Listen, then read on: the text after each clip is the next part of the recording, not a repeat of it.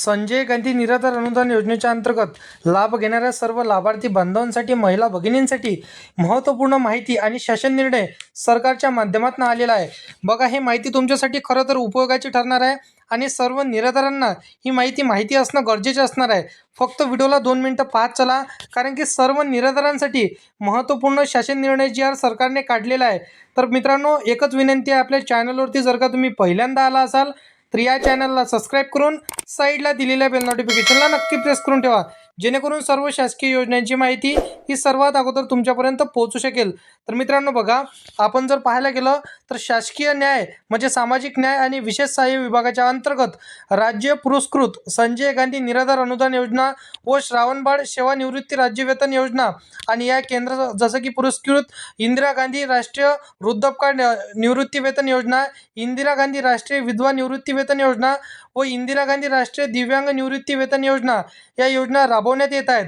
आताच आपण जर पाहायला गेलं तर बघा, या योजनेतील लाभार्थ्यांना अर्थसहाय्याचे जसं की वितरण डीद्वारे आता बघू शकता तुम्ही इथं वितरणाच्या द्वारे, म्हणजे बघा जसं की TB शासनाने निर्णय घेतलेला आहे त्यानुसार जसं की डिसेंबर 2024 पासून विशेष सहाय्य या योजनेतील पात्र लाभार्थ्यांना अर्थसहाय्याने वितरण थेट त्यांच्या आधार संलग्न बँकेच्या खात्यामध्ये DBT डायरेक्ट बेनिफिट ट्रान्सफरने हे पैसे तुम्हाला क्रेडिट करणार असं सांगितलेलं आहे.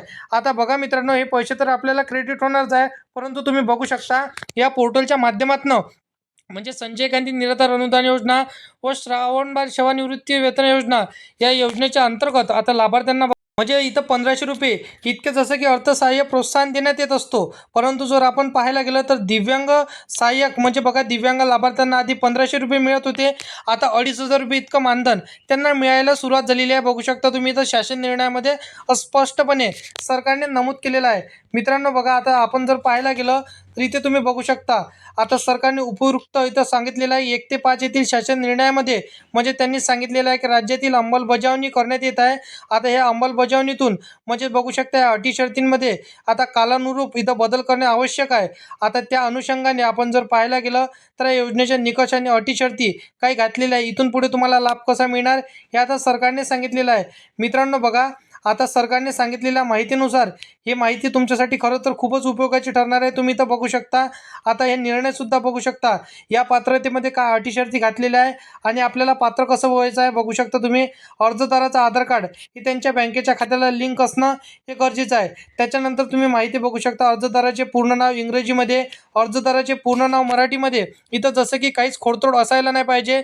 अर्जदाराची पूर्णपणे जन्मतारीख त्यांच्या जसं की अर्जामध्ये असायला पाहिजे. अर्जदाराचे वय, लिंग हे स्पष्टपणे नमूद असायला पाहिजे. म्हणजे तुम्ही बघू शकता अर्जदाराचा आधार कार्ड क्रमांक स्पष्टपणे दिसायला पाहिजे.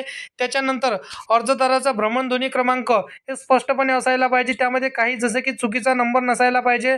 अर्जदाराचे जसं की दारिद्र्य रेषेखालती इथं आहे की नाही असं स्पष्टपणे नमूद असायला पाहिजे. म्हणजे बघू शकता तुम्ही इथं सर्व तुमचं डाटा क्लिअर असायला पाहिजे, तरच आता इथून पुढे तुम्हाला लाभ मिळणार आहे. त्याच्याशिवाय तुम्हाला आता इथून पुढे लाभ मिळणार नाही. सरकारने पात्रता चेक केलेल्या अटी शर्ती नियमावली कठोर कारवाई सरकारने सुरू केलेली आहे, कारण की कोणाला चुकीच्या माध्यमातून इथं लाभ मिळू नये यासाठी सरकारने हे कठोर कारवाई आणि अर्ज चेक प्रक्रिया सरकारने सुरू केलेली आहे.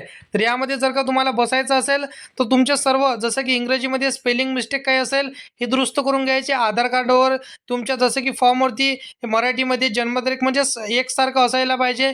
कुठेच कमी जास्त लेटर किंवा खोडतोड नसायला हवे. त्याच्या व्यतिरिक्त तुम्हाला लाभ मिळणार नाही आणि चुकीच्या माध्यमातून हा तुम्ही अर्ज केलेला आहे असं समजलं जाणार आणि असं गृहीत धरून तुमचा कायमस्वरूपी हप्ता बंद होऊ शकतो. तर हे महत्त्वपूर्ण माहिती आहे.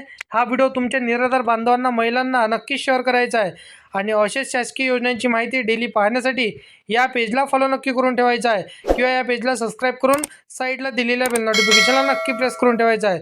तर मित्रांनो, चला भेटूया नेक्स्ट व्हिडिओमध्ये.